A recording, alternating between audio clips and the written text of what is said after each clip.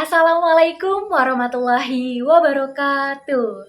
Halo semuanya, perkenalkan nama saya Fadia Hamid dengan NIM 17066231107. Saya dari kelas S1 Akuntansi B dan pada kesempatan kali ini saya akan membuat video pembahasan soal.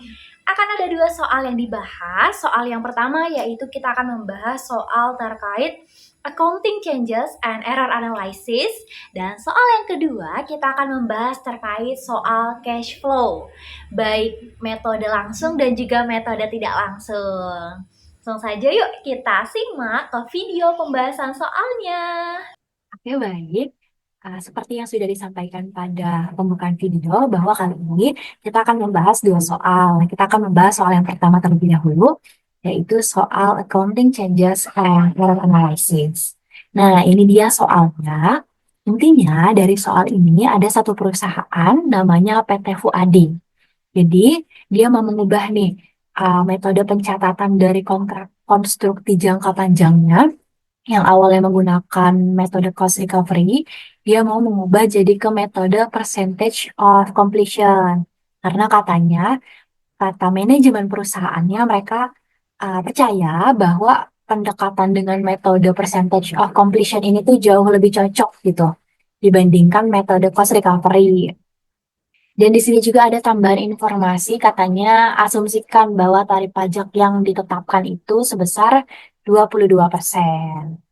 Dan di sini di soal juga kita diberikan informasi terkait income statement ya dari kedua metode, yaitu metode cost recovery sama metode percentage completion. Nah, dari masing-masing metode nih dari tahun 2021 sampai 2023 ada income statement-nya. Selanjutnya, dari informasi yang udah diberikan tadi, kita ada dua perintah nih. Yaitu yang pertama, kita disuruh untuk menghitung perbandingan pre-tax income dan juga perbedaan pajak dari kedua metode tersebut. Nah, kalau misalnya udah selesai dihitung, kita disuruh untuk buat jurnal awal tahun 2023. Langsung aja, kita coba kerjain untuk yang pertama terlebih dahulu terkait perhitungannya. Jadi nanti kita akan membuat tabel seperti yang sebelumnya sudah dijelaskan oleh Bu Hera. Nah, bentuk tabelnya kurang lebih seperti ini, teman-teman. Jadi nanti di sebelah kiri ini itu adalah tahunnya nih. Ke bawah tahunnya ini ada kolom pre-tax income from dan juga ada perbedaan dari pendapatannya. Jadi di sini ya, kita bahas yang tahun dulu ya. Prior to 2022, maksudnya adalah tahun sebelum 2022, artinya satu tahun sebelum 2022 ya berarti tahun 2021. Ini kemudian tahun 2022, total at beginning of 2023, dan total di 2023. Nah, di sini juga kita masukin nih nanti satu-satu informasi yang dari soal. Kayak tax effect-nya juga kita masukin 22%. Nah, ini angka-angka ini kita dapat tadi dari tabel yang ada di soal, yang income statement tadi. Di soal kan ada ya informasinya ya dari tahun 2021 sampai 2023. Nah, jadi nanti kita tinggal masukin aja kayak tadi prior to 2022. Ya udah di sini katanya kalau metodenya percentage completion itu 6 miliar, kalau cost recovery 5 miliar 200 juta. Oke, siap. Kita masukin aja langsung nih di sini di 2021. Sesuai metodenya jangan sampai ketukar. Begitu juga yang di tahun 2022, 6 miliar 900 juta sama 5 miliar 700 juta nih. Kita cek coba benar atau enggak. Nah, benar ya. Tuh, nanti yang tahun 2023 juga sama, kita akan masukin juga ke dalam tabel. 6 miliar 600 juta sama 7 miliar 100 juta. Nah, ini dia. Tahun 2023 ya. 6 miliar 600 juta sama 7 miliar 100 juta. Gitu. Nah, kalau misalnya itunya udah kita masukin, kita bisa nih ngitung, kita tinggal masukin nih ke sesuai tabelnya masing-masing, teman-teman. Jadi, kita bakalan ngitung nih perbedaannya, selisihnya antara metode percentage of completion sama metode cost recovery. Jadi, kita bakalan hitung dari yang tahun 2021 terlebih dahulu. Dari tahun 2021, kita lihat nih teman-teman, ini ada perbedaan ya, ada gap. Jadi kita bakalan hitung nih kira-kira perbedaannya berapa sih nih dari metode percentage of completion sama metode cost recovery. Gimana caranya? Ya udah, tinggal dikurangin aja, selisihnya aja gitu. 6 miliar dikurang sama 5 miliar 200 juta berapa hasilnya? Hasilnya yaitu 800 juta. Taruh nih di sini nih, ini hasilnya nih. Jadi dari yang kiri kita selisihin sama yang kanan nih, sama aja sih intinya perbedaan dari keduanya ini. Kita taruh hasilnya di sini di kolom difference. Nah, terus ini ini kan selisihnya ya perbedaannya ya. Nah, nanti kita juga bakal kali ini sama tarif pajaknya. Kira-kira kena pajak berapa? Nih, 22% dari perbedaannya itu berapa gitu. Karena 22% ya teman-teman ya tadi ada di soal. Nih kita balik lagi nih, kita cek lagi coba. Nah ini dia. Asumsiin aja katanya, anggap aja bahwa tarif pajaknya 22%. Oke lah kita anggap 22%. Ya udah, kalau misalnya kita udah nemuin nih tadi selisihnya, kita tinggal kaliin aja sama si 22%. Taruh deh di bawahnya. 22% dikali sama 800 juta itu hasilnya 176 juta. Nah, kemudian income effect net of tax-nya itu berapa? Jadi ini tuh adalah pendapatan bersih pokoknya setelah pajak gitu. Jadi udah bebas dari pajak. Itu dari mana? Itu tinggal kita kurangin aja. Nih, income yang awalnya belum kena pajak ya, kena yang belum kena pajak. Jadi masih kotor ini ya. Kita kurangin nih sama berapa sih pajak yang terkena gitu. Jadi kita kurangin aja 800 juta dikurang 176 juta sama dengan 624 juta. Ini yang udah netnya. Sama yang di tahun 2022 juga sama. Kita kurangin, kita sini si 6 miliar 900 juta sama 5 miliar 700 juta. Hasilnya 1 miliar 200 juta dikaliin lagi sama 22%. Hasilnya adalah 264 juta. Taruh dia di sini. Kurangin deh si 1 miliar 200 juta dikurang sama 260 juta. 264 juta hasilnya adalah 936 juta. Nah, kita udah dapat kan? Kita udah dapat di sini total at beginning of 2023. Totalnya adalah kita menjumlahkan teman-teman dari tahun 2021 sama 2022. Nih, jadi dari si percentage of completion ini tahun 2021-nya kan 6 miliar. Di tahun 2022-nya 6 miliar 900 juta. Kita jumlahkan. Kalau dijumlahkan itu hasilnya 12 miliar 900 juta. Nah, sama. Yang lain-lainnya juga semuanya dijumlahkan ya. Ada garisnya ya, ada tandanya ya. Kita jumlahkan ke bawah. Taruh hasilnya di bawah. Taruh ini kalau di total hasilnya segini teman-teman yang di bawah ini. Nah, tadi untuk yang 2023 udah ada ya dari yang soal tadi yang 7 miliar 100 juta ini tadi nih. Ini dari yang atas. Dari sini. Kita ambil dari sini. Nah, kita juga sama nih yang 2023 juga sama. Jangan lupa buat dihitung. Yaitu dikurangin juga hasilnya 500 juta. 500 juta nanti dikali juga sama 22%. Baru deh dikurangin kalau kita udah dapat nih berapa tarif pajak yang terkenanya dari tarif 22% tadi. Kita kurangi nanti hasilnya netnya itu 390 juta. Nah, udah deh. Jadi kalau misalnya kita udah punya data, tabelnya udah keisi semua kayak gini, kita udah bisa bikin jurnal. Nah, jurnalnya tadi kan minta ya untuk pencatatan awal tahun 2023. Ini dia total at beginning of 2023. Jadi construction in process-nya itu, nah ini nih. Jadi kita udah hitung kan ya. Itu adalah 2 miliar. Berapa deferred tax liability-nya? Ya, ini 440 juta. Dan untuk netnya itu kan di sini ya, 1 miliar 560 juta. Cuma karena memang ini akunnya udah ditutup, jadi makanya kita cadanginnya itu kita catatnya itu ke return earning seperti itu. Nah, jadi untuk soal yang pertama, untuk udah terjawab ya untuk perbandingan pre-tax income dan perbandingan pajaknya nih. Ini perbandingannya ya, perbandingan percentage of completion sama cost recovery ini ke bawah nih udah kejawab dari tahun 2021 sampai 2023 dan juga perbedaan pajaknya juga nih udah kelihatan gitu. Dan Jurnalnya pun sudah dibuat. Maka selanjutnya kita bakalan bahas soal yang kedua, yaitu cash flow. Mari kita bahas soal yang kedua. Dia kebal. Nah, ini dia untuk soal yang kedua. Jadi kita ada nama perusahaan nih, namanya Toby Zit and V. Ini perusahaan alat-alat rumah tangga katanya. Jadi kita dapat informasi income statement dan juga beberapa additional information, informasi tambahan lainnya.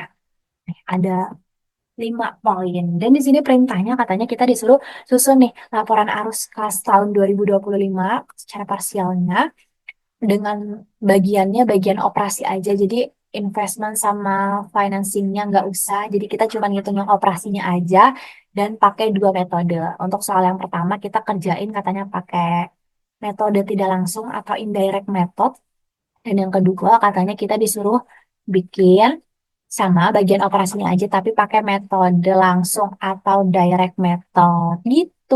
Jadi kita bakalan kerjain yang pertama dulu indirect method. Nah, kalau indirect method itu seperti biasa kita bakalan mulai dengan menarik net income. Jadi pertama kali kita tentunya bikin judulnya dulu ya, nama perusahaannya. Kalau ini adalah laporan cash flow ya, statement of cash flow sama tahunnya gitu, periodenya. Cash flow from operating activities. Karena tadi ya indirect method kita berangkat dari net income, ya udah coba kita lihat dari informasi soal net income-nya berapa. Nah ini kita lihat ya, net income-nya itu 1.450. Nah ya udah kita taruh di sini net income-nya. Nah kita nanti kalau misalnya kita udah ada kan ya net income-nya di sini, terus kita adjust nih kira-kira uh, apa aja yang kita bakal sesuaiin apa aja hal-hal operating lainnya yang emang mempengaruhi uh, alur aliran kas gitu, baik yang keluar maupun yang masuk. Nah, jadi nanti kita bakalan analisis biasanya di indirect method ini kan kita bisa cek nih kalau kita udah narik net income-nya, hal-hal yang uh, berkaitan sama kas kan biasanya kan dari depresiasinya. Coba kita bakalan cek ada atau enggak informasi terkait depresiasi yang dilakukan sama perusahaan. Terus habis itu juga yang berkaitan sama persediaan inventory kita. Terus terkait dengan kayak aset lancar yang dipakai kegiatan operasi kan kayak ada piutang, terus habis itu juga liability, current liability, kayak utang, tadi piutang ya maksudnya yang aset lancar gitu. Jadi kita bakalan cek sama apa aja additional additional information yang ada di soal gitu. Jadi kita lihat apakah di soal ada informasi terkait depresiasi, ada teman-teman. Kalau misalnya kita baca nih ada di poin kelima katanya, kan di income statement ini kan ada informasi operating expense ya nih, yaitu 1.150. Nah, di soal dikasih informasi tambahan bahwa katanya operating expense ini udah include sama depresiasi, beban depresiasi yaitu 85.000 gitu. Jadi kita dapat nih, oh ternyata ada depresiasi. Depresiasinya adalah 85.000 gitu. Nah, pertanyaan kedua, kalau misalnya kita udah tahu ada depresiasi, emang depresiasi ini ngaruhnya ke arus kas tuh apa sih? Apakah dia menambah, apakah dia mengurang? Itu pertanyaannya. Kalau misalnya kita asumsikan, depresiasi itu kan berarti ada penyusutan ya dari aset yang udah kita punya nih. Sebenarnya itu ketika penyusutan, itu nggak ada uang yang benar-benar kita keluarkan gitu. Misalnya setiap tahun nih ada penyusutan, terus kita mengeluarkan uang kan nggak gitu ya. Lebih kepada penyusutan berarti barang yang awalnya kita udah beli itu ya tentunya nilai gunanya tuh nggak bakalan sebagus dan sefull ketika awal beli. Jadi kayak ada penyusutan gitu. Tapi kan itu nggak berkaitan sama kas. Nah makanya perlakuannya bakalan kayak gimana? Karena ketika kita susun nih si income statement ini, itu kan kita bakalan yang namanya ngurangin pendapatan kita sama beban-beban kan. Nah, salah satunya ada yang namanya beban depresiasi tadi. Tapi kenyataannya itu nggak ngurangin kas kita, dia nggak berpengaruh sama kas kita. Makanya di cash flow kita mau adjust lagi. Makanya di sini depresiasi itu menambah. Iya tadi menambah karena yang awalnya udah bikin ngurangin pendapatan kan kenyataannya nggak ada kas yang keluar ya udah berarti kita bakalan uh, menambah si depresiasi ini sifatnya menambah kas gitu. Terus di sini katanya ada informasi apa lagi? Oh, ada informasi kalau AR, account receivable, piutangnya itu bertambah katanya 200 ribu nih. Oke, kalau gimana nih kita asumsinya kalau misalnya piutang kita bertambah. Ketika piutang kita bertambah, otomatis ada seseorang yang beli barang di kita, tapi mereka kan ngutang dong. Berarti kita belum nerima uangnya nih gitu. Jadi uang kita tuh masih di orang lain gitu. Jadi dia ini bakalan ngurangin kas karena kita tidak menerima kas gitu. Tapi uang kita, kas kita tuh ada di luar gitu lah. Jadi ketika account receivable bertambah itu bakalan kita catatnya ngurangin inilah di arus kas ya. Terus di sini juga katanya ada informasi masih di poin nomor satu, inventorinya berkurang 500 ribu. Nah, jadi kita anggapnya berkurang ini tuh artinya bukan hilang, tapi ada penjualan. Nah, ketika ada penjualan artinya ada kas yang masuk nih ke perusahaan. Kas yang masuk ke perusahaan. Makanya di sini kita tambah nih, oke? Dia bakalan sifatnya menambah, nggak dikurung ya. Terus ada informasi apa lagi? Oh, di nomor 2 katanya prepaid expense itu nambah nih 175 ribu. Oke, prepaid expense-nya nambah. Perlakuannya itu bakalan ngurangin dari kas kita. Kenapa? Karena kita untuk untuk bisa mengakui prepaid expense beban itu kan kayak misalnya kita sewa iklan dibayar di muka misalnya kita 6 bulan. Nah berarti kan kita untuk bisa uh, menyewa itu kan namanya kan harus ada uang kas yang kita keluarkan kan. Itu mengeluarkan kas kan sama. Ini juga adalah sesuatu beban yang dibayar di muka itu bertambah. Jadi kita mengeluarkan kas untuk bisa mendapatkan si sesuatu itu tadi, prepaid expense tadi. Makanya di sini dia ngurangin kas sebesar 175 ribu. Oke, ada apa lagi ya? Ada account payable to supplier of merchandise decrease katanya. Oke, dia berkurang sebesar 340 ribu. Sekarang kalau misalnya utang kita berkurang sebesar 340 ribu gini.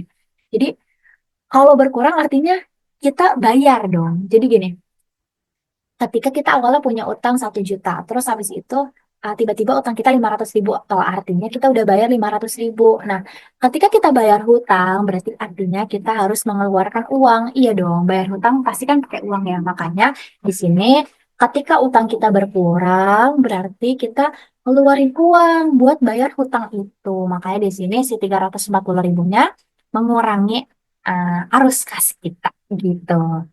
Terus ada informasi apa lagi nih yang bisa kita pakai?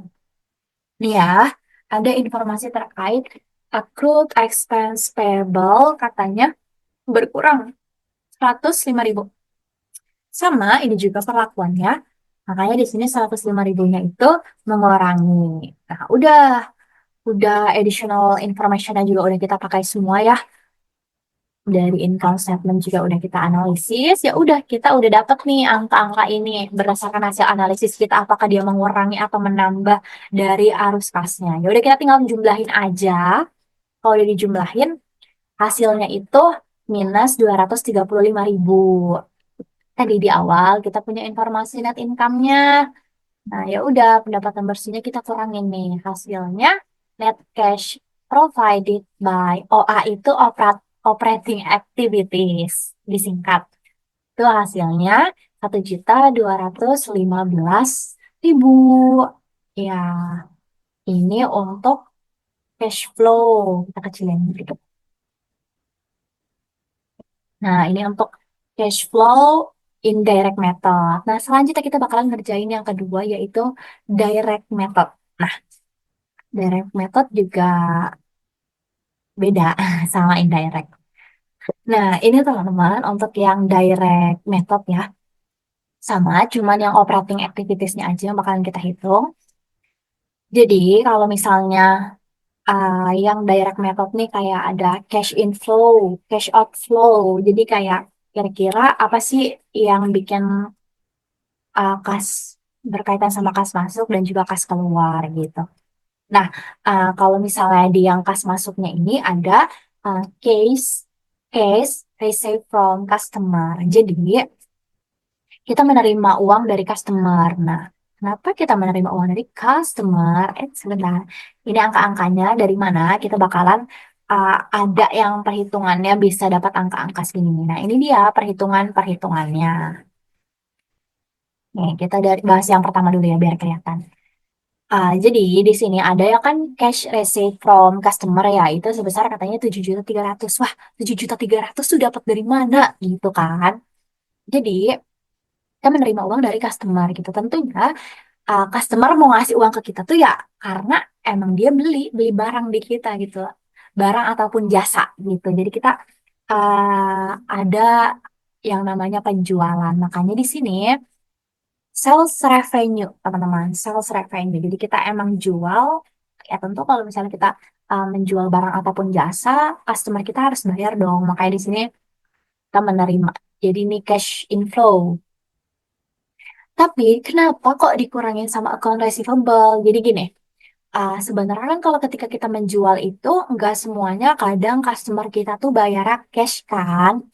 Nah tadi di soal ada informasi terkait piutang. Kalau kita tuh punya piutang sebesar 200.000. Oh ternyata berarti penjualan kita nih yang kita akuin sebagai sales revenue ini tuh ternyata nggak semuanya udah bentuk cashnya udah kita terima. Ternyata kita masih punya piutang. Otomatis dari penjualan yang kita udah lakukan itu 7.500.000 masih ada uang di luar sebesar 200.000. Makanya kita harus kurangin karena kenyataannya kasnya belum kita pegang gitu. Makanya di sini cash yang kita pegang beneran itu adalah dikurangin hasilnya adalah 7.300.000. Taruhlah di sini. Oke, udah aman. Sekarang kita bakalan hitung nih cash outflow-nya. Keluarnya buat apa aja sih? Kita buat pembayaran ke supplier. Oke, pembayaran ke supplier kenapa bisa dapat 4.740.000? Kita bakalan hitung. Nah, ini dia untuk perhitungannya. Jadi kita payment payment nih ke supplier di sini rumusnya itu COGS dikurang inventory ditambah sama account payable gitu kan. Kenapa hitungannya kayak gitu? Jadi kita bakalan ngitung nih COGS. Jadi kan barang-barang yang udah kita jual tuh sebenarnya kan kita juga awalnya kan beli juga kan. Itu ngeluarin uang juga kan ke supplier kan, supplier kita. Nah, itu kita bakalan hitung COGS kira-kira yang udah kepake nih buat kita ngejual tadi kan berapa sih barang yang cost of goods sold-nya itu berapa? Ya udah kita lihat nih dari soal. Dari soal COGS mana nih? 4.900.000 teman-teman. 4.900.000. Tapi di sini katanya dikurangin sama inventory 500.000. Kenapa dikurangin? Oke, kita total COGS-nya itu kan ada 4.900.000 ya. Kalau kita perhatiin nih, 4.900.000. Nah, kita lihat nih di sini nih. Ah, awalnya kita tuh punya persediaan, teman-teman. Persediaan 1.900.000. Kemudian kita beli nih, kita beli lagi. Kita beli, kita ngeluarin uang itu buat 4.400.000, teman-teman. 4.400.000. Belinya 4.400.000. Tapi ternyata COGS kita kan lebih lebih dari 4.400.000 kan. Dia 4.900.000 kan. Iya, dia 4.900.000. Tapi kan dari awal kita udah punya persediaan nih, beginning inventory-nya kan kita udah punya. Jadi kayak ya udah masih cukup walaupun kita cuma beli 4.400.000. Iya, betul banget. Makanya kita kurangin sama si inventory yang tadi nih di sini nih, yang 500.000. Ya karena tadi karena kan kita pakai purchase-nya nih kita kan cuman yang 4.400.000 aja. Yang sedangkan di sini kan COGS-nya 4.900.000, tapi kita cuma beli ngeluarin uang saat itu cuma 4.400.000 ya karena emang masih ada stok yang awal pakai stok persediaan yang lama gitu.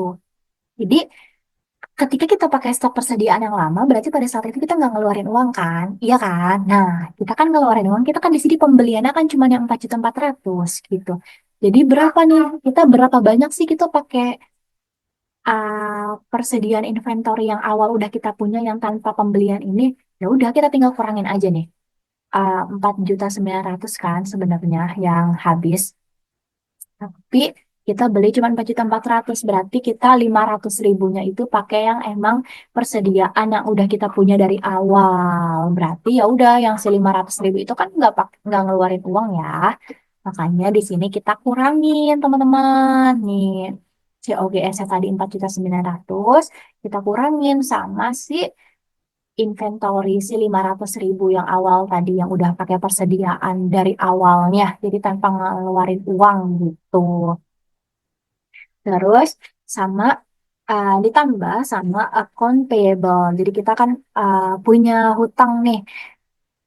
Kita punya hutang ini kan karena emang tadi ya beli barang dari supplier, makanya kita juga harus tambahin. Ya udah kita hitung aja hasilnya 4.740. Jadi dapatlah angka yang ada di sini cash payment for suppliernya si 4.740 itu perhitungannya dari sini.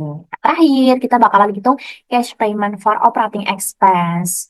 Nah, namanya aja for operating expense. Jadi tentunya buat beban operasi. Tadi di income statement, kalau kita sadar ketika baca soal, nah di sini ada nih informasi terkait operating expense-nya 1.150.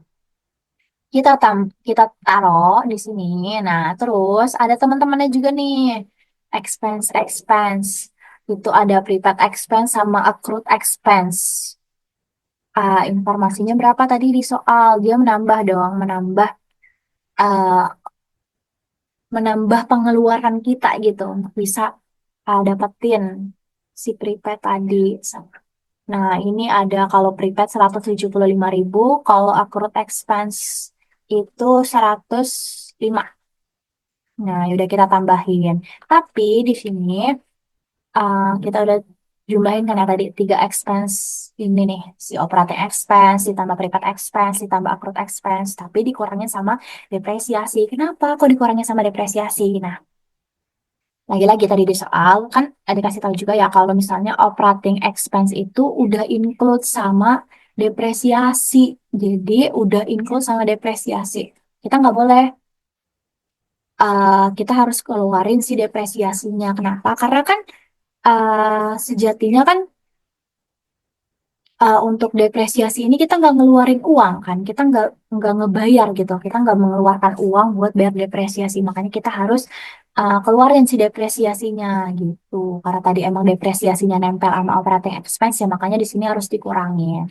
Kita masukin tadi semua angka-angkanya, kita hitung hasilnya, kita kalkulator, itu hasil adalah 1.345. Dapat deh, kita taruh di sini. Kita udah dapat tadi berapa sih uang yang kita terima sama berapa sih uang yang udah keluar. Ya udah kita hitung akumulasi ini. Uang yang keluar itu berapa di total ditambah hasil adalah 6.085.000. Sedangkan uang yang masuk adalah 7.300.000. Hasilnya ketika kita kurangkan uang yang masuk dikurang sama uang yang keluar itu adalah 1.215. Nah, kalau kita lihat nih di keduanya sama hasilnya. Nih, untuk hasil yang direct method sama yang indirect method. Jadi balance. Oke, teman-teman, itu dia pembahasan dua soal, baik dari soal accounting changes and error analysis dan juga soal cash flow. Sekian dari saya. Kurang lebihnya mohon maaf apabila terdapat perkataan yang kurang berkenan atau tadi ada salah penyebutan. Wassalamualaikum warahmatullahi wabarakatuh. Terima kasih, Bu dan teman-teman semua.